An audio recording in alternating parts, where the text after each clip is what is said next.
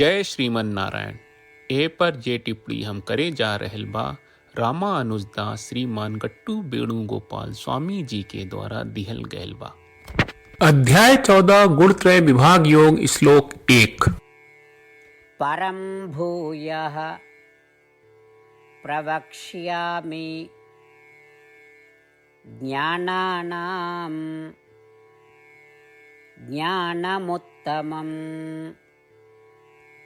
यज्ञात्वा मुनयः सर्वे परां सिद्धिं इतो गताः। ओम।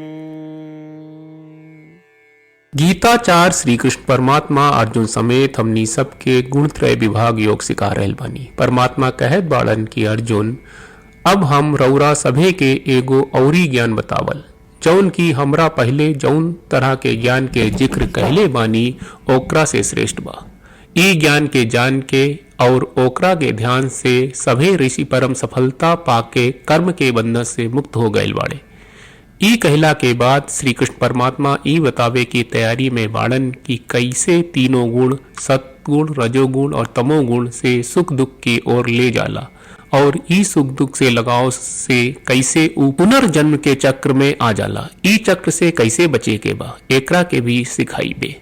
यही से हमनी के भी अपना के ध्यान से सुने खातिर तैयार करी जा और ऊ परम ज्ञान के ध्यान करी जा जौन श्री कृष्ण परमात्मा प्रकट कर रहल बाड़े। श्री कृष्ण परमात्मा के शिक्षा के ध्यान करत हमनी के श्रीमन नारायण के प्राप्त के उद्देश्य से अपन शरीर के उपयोग करे की शुरुआत करी जा। हमनी के श्रीमन नारायण के समर्पण करत घड़ी श्री कृष्ण परमात्मा के वचन के जैसन बा श्लोक के रूप में दोहरावे की कोशिश करी जा। परं भूयः प्रवक्ष्यामि ज्ञानानां ज्ञानमुत्तमं यज्ञात्वा मुनयः सर्वे परां सिद्धिमितो गताः। श्रीमद् भगवत गीता का पूरा सार श्री कृष्ण परमात्मा ने अध्याय 18वें के श्लोक 65 से 70 में 8 काम करे खातिर दिले बाड़े। श्री कृष्ण कहले, हम ओ लोगन से प्रेम करनी जो लोग इन 8 बातन के मान तारे। हम ओ भक्तन के हर तरह से रक्षा करब। श्री कृष्ण परमात्मा के द्वारा बोलल गईल संपूर्ण भगवत गीता सुनला के बाद अर्जुन कहले, करिष्ये वचनम त्वा, जेके मतलब बा कृष्ण मैं वही करब जौन आप कही।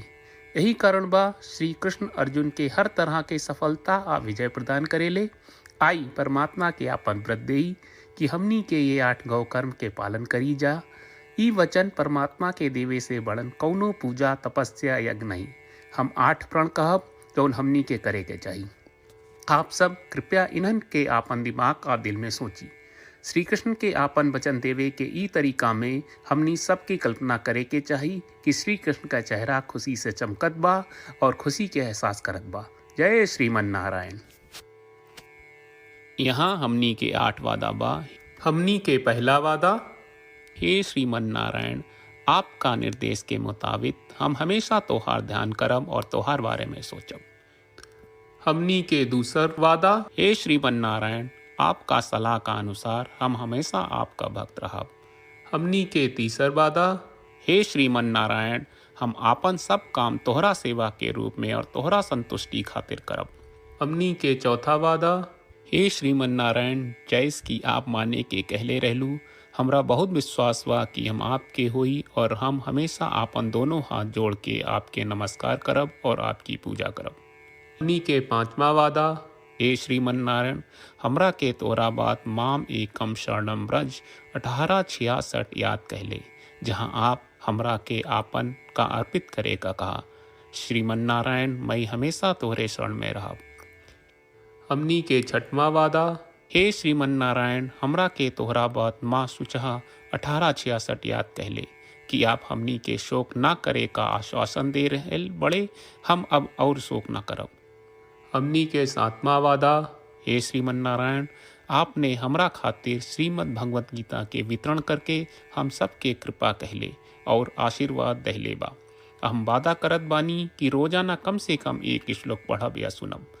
हमनी के 8वां वादा, हे श्रीमन नारायण, आप गीता के पूरा मानवता तक ले गयलू। हम गीता में आपके दिव्य वचन के उन भक्तन तक पहुँचावे के प्रयास करब जे गीता से अपरिचित बा। हे श्रीमन नारायण, हम उई करब जौन तू करे का कहब। हम ऐसन व्यवहार करब जैसन आप चाहत बानी और हम खाली आपका खातिर काम करब। श्रीमन नारायण के रोज आपन वचन देहल कि हम ओइस करब जैस आप कहत बानी, ई अपने आप में बड़न पूजा बा। श्रीमन नारायण करशे वचनम त्वा। श्रीमन नारायण, हम तोरे निर्देश के मुताबिक काम करब। सर्वम श्री कृष्ण अर्पणम अस्तु। जय श्रीमन नारायण। परं भूयः प्रवक्ष्यामि ज्ञानानां ज्ञानमुत्तमं यज्ञात्वा मुनयः सर्वे परां सिद्धिं इतो गताः। ॐ परं भूयः प्रवक्ष्यामि ज्ञानानां ज्ञानमुत्तमं यज्ञात्वा मुनयः सर्वे परां सिद्धिमितो गताः।